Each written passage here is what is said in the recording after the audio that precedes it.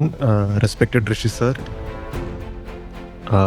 fellow toppers, parents, and above all, I learned and their staff and faculty members.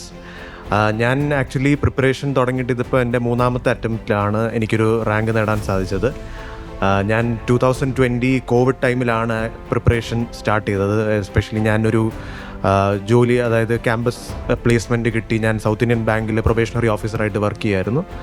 അത് ഞാൻ quit ചെയ്തിട്ടാണ് preparation start ചെയ്തത്. അപ്പോൾ കോവിഡിൻ്റെ ടൈം ആയിരുന്നുകൊണ്ട് തന്നെ ഓൺലൈനായിട്ട് ക്ലാസ് എടുക്കാൻ വലിയ താല്പര്യമില്ലായിരുന്നു. അതുകൊണ്ട് സ്വന്തമായിട്ട് പഠിക്കാം എന്ന് വിചാരിച്ച് തന്നെയാണ് പ്രിപ്പറേഷൻ സ്റ്റാർട്ട് ചെയ്തത്. അപ്പം പ്രിപ്പറേഷൻ സ്റ്റാർട്ട് ചെയ്തപ്പോൾ കുറേ ഹിക്കപ്സ് ഉണ്ട്. സ്വാഭാവികമായിട്ട് നമ്മൾ സ്വന്തമായിട്ട് പ്രിപ്പയർ ചെയ്യുന്ന സമയത്ത് അപ്പോഴാണ് എൻ്റെ കൂടെ ക്ലാസ്മേറ്റ് ആയിട്ടുള്ള താരിഖിൻ്റെ ചേച്ചി ഉണ്ടായിരുന്നു, തസ്നി. അപ്പം ചേച്ചി ഐലേണിൽ PCM ബാച്ച് പഠിച്ചാണ്. ചേച്ചി കറൻ്റ്ലി IRS ഇൻകം ടാക്സിലാണ്. അപ്പം ചേച്ചി എന്നെ കുറേ ഗൈഡ് ചെയ്യായിരുന്നു. അപ്പോൾ ചേച്ചിയിലൂടെയാണ് ഞാൻ ആദ്യമായിട്ട് ഐലേണിനെ പറ്റി കേൾക്കുന്നത്. അപ്പം ആ സമയത്ത് പ്രിലിംസ് എഴുതിയെങ്കിലും ക്ലിയർ ആവുന്ന വലിയ ഹോപ്പൊന്നും ഇല്ലായിരുന്നു. പക്ഷേ റിസൾട്ട് വന്നപ്പോൾ എങ്ങനെയോ ക്ലിയറായി. അങ്ങനെ മെയിൻസും സ്വന്തമായിട്ട് പ്രിപ്പയർ ചെയ്തു. ടെസ്റ്റ് സീരീസൊക്കെ എടുക്കുമായിരുന്നു. അങ്ങനെ മെയിൻസും ക്ലിയർ ചെയ്തു. ഇൻ്റർവ്യൂ സ്റ്റേജായി. അപ്പോൾ ഇൻ്റർവ്യൂ സ്റ്റേജും ഞാൻ ഇതേപോലെ ചേച്ചിയോട് ഡിസ്കസ് ചെയ്തപ്പം ഷിനാസ് സാറിൻ്റെ പേരാണ് പറഞ്ഞത്. അപ്പം അങ്ങനെ ഷിനാസ് സാറിനെ കാണാൻ ഞാൻ ആദ്യമായിട്ട് ഐലേണിൽ വരുന്നത് അപ്പോഴാണ്. അപ്പം സാറുമായിട്ട് സംസാരിക്കുമ്പോഴാണ് ഇൻ്റർവ്യൂവിന് എന്തൊക്കെ ചെയ്യണമെന്നുള്ളത് വളരെ ഡീറ്റെയിൽഡായിട്ട് ഒരു ഫീഡ്ബാക്ക് കിട്ടുന്നത്. അങ്ങനെ വളരെ കോൺഫിഡൻസോടുകൂടി ഇൻ്റർവ്യൂവിന് പോയി. പക്ഷേ ഫൈനൽ ലിസ്റ്റിൽ വരാൻ പറ്റിയില്ല. ഒരു 13 മാർക്സിൻ്റെ ഷോർട്ടേജ് ഉണ്ടായിരുന്നു ഫൈനൽ കട്ട് ഓഫിൽ. അങ്ങനെ ശരിക്കും ഭയങ്കര വിഷമം തന്നെയായിരുന്നു. അപ്പം ലാസ്റ്റ് വരെ എത്തിയിട്ട് ജസ്റ്റ് കുറച്ച് മാർക്കിന് മിസ്സാകുമ്പം അത് വളരെ ഡിപ്രസ്സിങ് ആണ്. അങ്ങനെ ഞാൻ വീണ്ടും അടുത്ത അറ്റംപ്റ്റ് കൊടുത്തു. പക്ഷേ റിസൾട്ട് വന്ന് കുറച്ച് ദിവസമേ ഉണ്ടായിരുന്നുള്ളൂ അടുത്ത പ്രിലിംസ് അറ്റംപ്റ്റിന്. അപ്പം ക്ലിയർ ആയില്ല. ഒബ്വിയസ്ലി നമ്മൾ ആ ഒരു മൂഡ് ഭയങ്കര ഡിപ്രസ്സിങ് ആയിരുന്നു. അങ്ങനെ ഞാൻ ഈ UPSC തന്നെ വേണ്ട, അല്ലെങ്കിൽ ഞാൻ വേറെ ഒരു കരിയർ ഓപ്ഷൻ ചൂസ് ചെയ്യാം, UPSC വേണ്ട, കാരണം എന്തോ എനിക്ക് പറ്റുന്നില്ല, അല്ലെങ്കിൽ അത് ഒരു മെൻ്റലി ഒരു ടോൾ എടുക്കുന്നു എന്ന് തോന്നിയപ്പോൾ ഞാൻ വിചാരിച്ചുവെങ്കിൽ MBAക്ക് ട്രൈ ചെയ്യാം, കുറച്ച് MBA എക്സാംസൊക്കെ കൊടുക്കാം എന്ന് വിചാരിച്ചു. അപ്പോഴും അമ്മ പറയുമായിരുന്നു, വേണ്ട, ഒരു വട്ടം കൂടെ ട്രൈ ചെയ്യൂ, ഇത്രയും വരെ വന്നതല്ലേ, ഇത് പകുതി വെച്ചിട്ട് നിർത്തി പോകണ്ട, ഒരു വട്ടം കൂടെ കൊടുക്കുക, ആകെ 2 അറ്റംപ്റ്റ് അല്ലേ ആയിട്ടുള്ളൂ എന്ന് പറയുന്നു. പക്ഷേ ഞാൻ ഭയങ്കര അഡമൻ്റ് ആയിരുന്നു, ഇനി വേണ്ട എന്ന് വിചാരിച്ച് വീണ്ടും MBA എക്സാംസ് എഴുതി. അങ്ങനെ അത്യാവശ്യം കുറച്ച് നല്ല കോളേജസിലൊക്കെ അഡ്മിഷൻ കിട്ടി. അങ്ങനെ IIFT കൊൽക്കട്ടയിൽ ജോയിൻ ചെയ്തു. IIFT കൊൽക്കട്ടയിൽ ഞാൻ എക്സാക്ട്ലി ഒരു 3 വീക്സ് പോയുള്ളൂ. 3 വീക്സ് പോയപ്പം എനിക്ക് തോന്നി അത് ഞാൻ വിചാരിച്ച പോലല്ല, ഇത് ഞാൻ ഒരു നീജേക്ക് റിയാക്ഷൻ ആയിപ്പോയി. MBAക്ക് പോകാമെന്ന് തീരുമാനിച്ച് ഞാൻ വിചാരിച്ച പോലെയല്ല എൻ്റെ ലൈഫ് പോകുന്നത് എന്ന് തോന്നിയപ്പോൾ ഞാൻ വളരെ ഹാർഷായിട്ട് ഒരു ഡിസിഷൻ എടുത്തു, ക്വിറ്റ് ചെയ്യാം എന്ന്. അപ്പം ഇനിഷ്യലി സ്വാഭാവികമായിട്ട് അച്ഛനും അമ്മയും കേൾക്കുമ്പോൾ ഒക്കെ ഒരു ടെൻഷനായിരുന്നു. കാരണം ഇത്രയും നല്ല കോളേജ് കിട്ടി, ഓൾമോസ്റ്റ് 26 ഇയേഴ്സായി. അപ്പം വീണ്ടും തിരിച്ച് ഒന്നേന്ന് സ്റ്റാർട്ട് ചെയ്യാമെന്ന് പറയുമ്പോൾ അപ്പം ഞാൻ പറഞ്ഞു. അപ്പം കുറച്ച് കഴിഞ്ഞെങ്കിലും അച്ഛനും അമ്മയും സപ്പോർട്ട് ചെയ്തു.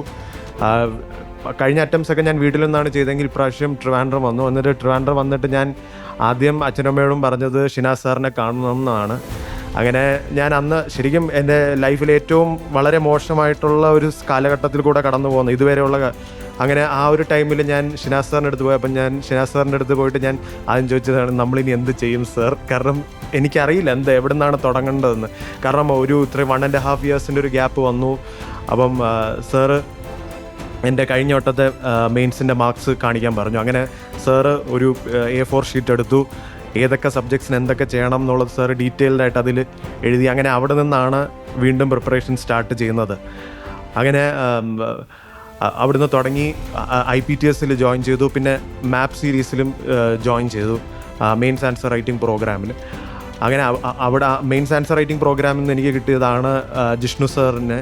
Sir sociology optional. Jishnu sir എത്ര സപ്പോർട്ട് ചെയ്തു എന്ന് വാക്കുകളുകൊണ്ട് പറഞ്ഞാൽ മതിയാവില്ല. കാരണം ഈവൻ പ്രിലിംസ് കഴിഞ്ഞ് മെയിൻസിൻ്റെ ടൈം ആയപ്പോഴും സാറിൻ്റെ ലൈഫിലൊരു വളരെ പേഴ്സണൽ ഒരു സെറ്റ് ബാക്കിലൂടെ കടന്നു പോകുന്ന സമയത്തും സാറ് നമ്മുടെ കൂടെ ഇരിക്കുകയും, ഓൺലൈനിലായിരുന്നു കൂടുതലും. അപ്പം സാറ് ഓൺലൈനിൽ നമ്മുടെ കൂടെ ഇരിക്കുകയും, സാറ് ഒരു സിറ്റുവേഷൻ ആണെങ്കിലും സാറ് ചിരിച്ചുകൊണ്ട് നേരിടുന്ന ഒരാളാണ്. അപ്പം സാർ ഫുൾ ടൈം കൂടെ ഇരുന്നു, എന്തൊക്കെ മിസ്റ്റേക്സ് എവിടെയൊക്കെ ഇമ്പ്രൂവ് ചെയ്യണം എന്ന് പറഞ്ഞു തന്നു. പിന്നെ ഐലാൻഡ് ഏറ്റവും എടുത്ത് പറയേണ്ടത് ഐലാൻഡ് IPTS ആണ്. IPTS ടീമിന് ഒരു വളരെ ബിഗ് താങ്ക്സ് ഉണ്ട്. കാരണം അവരുടെ ടെസ്റ്റ് സീരീസ് എന്ന് പറയുന്നത് almost similar to UPSC standards ആണ്. And I don't think any other test series comes close. അതുകൊണ്ട് IPTS ഞാൻ ഒരു ടെസ്റ്റ് പോലും വിടാതെ ഫോളോ ചെയ്ത ഒരാളാണ്. എല്ലാ ടെസ്റ്റും കറക്റ്റായിട്ട് സെൻറ്ററിൽ വരും, എഴുതും, മാർക്ക് കുറയും, തിരിച്ചു പോകും. അത് തന്നെയായിരുന്നു ഒരു 1 year, ഒരു 6-7 months എൻ്റെ പ്രൊസീജിയർ. അപ്പം അത് എഴുതി കാരണം തുടങ്ങിയത് എനിക്ക് ഓർമ്മയുണ്ട്, സെൽഫ് അസസ്മെൻറ്റ് ടെസ്റ്റിലായിരുന്നു. 50 marks ഓർ സംതിങ്, വളരെ ലോ ആയിരുന്നു.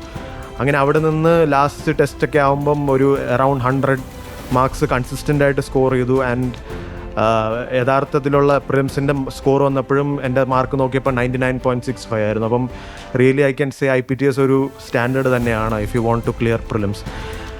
എന്നിട്ട് മെയിൻസ് കഴിഞ്ഞു, ഇൻ്റർവ്യൂ പ്രോസസ്സിലോട്ട് വന്നു. വീണ്ടും ഷിനാസ് സാറുമായിട്ട് അസോസിയേറ്റ് ചെയ്തു. ഷിനാസ് സാറ് ചിലപ്പോൾ താങ്ക്സ് പറയുന്നുണ്ടായിരിക്കും എൻ്റെ ഇൻ്റർവ്യൂ ഏപ്രിലിൽ തീർന്നതിന്. കാരണം സാറിന് എല്ലാ ആഴ്ചയും ശല്യം ചെയ്യായിരുന്നു ഒരു 1-on-1 സെഷന് വേണ്ടി. സാറിന് മാത്രമല്ല, സാറിന് കിട്ടിയില്ലെങ്കിൽ മാർട്ടിനെ ശല്യം ചെയ്യായിരുന്നു. അപ്പം മാറി ഇവർ രണ്ടുപേരുമാണ് ഈ ഇൻ്റർവ്യൂ പ്രോസസ്സിന് സപ്പോർട്ട് ചെയ്തത്. പിന്നെ എനിക്ക് ഏറ്റവും ഇമ്പോർട്ടൻ്റ് ആയിട്ട് തോന്നിയത്, ഇൻ്റർവ്യൂവിന് പോകുന്നതിൻ്റെ തലേദിവസം സാറുമായിട്ട് ഫോണിൽ സംസാരിച്ചിരുന്നു. അപ്പം സാറ് തന്ന ആ ഒരു ഫീഡ്ബാക്ക്, ആ ഒരു കോൺഫിഡൻസ് ശരിക്കും ഇൻ്റർവ്യൂവിന് ഒരുപാട് ഹെൽപ്പ് ചെയ്തു. അത് കൂടാതെ ഇതിലെല്ലാം ഉപരി റിസൾട്ട് വരുന്നതിന് ഒരു തലേദിവസം സാറ് എന്നെ വിളിച്ചിരുന്നു. അപ്പോൾ സാറിൻ്റെ അടുത്ത് പറഞ്ഞത്, നാളെ റിസൾട്ട് വരും, നമുക്ക് കിട്ടും തന്നെയാണ് എൻ്റെ ഇത്. പക്ഷേ എങ്ങാനും കിട്ടിയില്ലെങ്കിൽ നീ അപ്പോഴും എന്നെ വിളിക്കാമെന്നിരിക്കരുത്. നമുക്ക് എന്താണ് ചെയ്യേണ്ടത്, എന്ത് വേണമെങ്കിലും നമുക്ക് നിനക്ക് വേണ്ടി ചെയ്യാം. അപ്പം അങ്ങനെയൊക്കെ ഒരു ആൾ പറയുക, അല്ലെങ്കിൽ അത്രയും നമ്മളൊന്നും അല്ലാതിരിക്കുന്ന സമയത്തും അങ്ങനെ സപ്പോർട്ട് ചെയ്ത് നമ്മുടെ ഒപ്പം നിൽക്കുക എന്ന് പറയുന്നത് വളരെ പ്രാധാന്യമുള്ളൊരു കാര്യമാണ്. പിന്നെ സ്വാഭാവികമായിട്ടും ഈ ജേർണിയിൽ പാരൻസിനോട് വളരെ വലിയ ഒരു താങ്ക്സ് ഉണ്ട്. പിന്നെ അമ്മുമ്മ ഇന്ന് വന്നിട്ടുണ്ട്. അപ്പം അമ്മുമ്മയ്ക്കും ഈ ഒരു ചടങ്ങിൽ പങ്കെടുക്കാൻ പറ്റിയതിൽ ഒരു വലിയ താങ്ക് യു ഐലേണിനോട്. പിന്നെ ഈ സമയത്ത് പറയാതിരിക്കാൻ പറ്റില്ല, അപ്പൂപ്പൻ ആക്ച്വലി ഞാൻ സിവിൽ സർവീസ് പ്രിപ്പറേഷൻ തുടങ്ങുന്ന ടൈമിൽ അപ്പൂപ്പൻ മരിച്ചുപോയി. അപ്പൂപ്പൻ എൻ്റെ ഒരു വലിയൊരു വെൽവിഷറായിരുന്നു. ഇതൊക്കെ കാണണമെന്ന് വളരെയധികം ആഗ്രഹമുള്ള ഒരാളായിരുന്നു. പക്ഷേ അപ്പൂപ്പൻ ഇന്നില്ല. And last but not the least, Rishi സാറിനെ പറ്റി ഒരുപാട് വായിച്ചും സോഷ്യൽ മീഡിയയിലൂടെയൊക്കെ കണ്ടുമുള്ള പരിചയമാണ്. ഇന്ന് സാറിൻ്റെ ഇന്ന് ഈ മൊമെൻറ്റോ വാങ്ങിക്കാൻ പറ്റിയതിൽ ഒരുപാട് താങ്ക്സ് ഉണ്ട് sir. Big admirer of your works. Thank you, I learned. Thank you very much.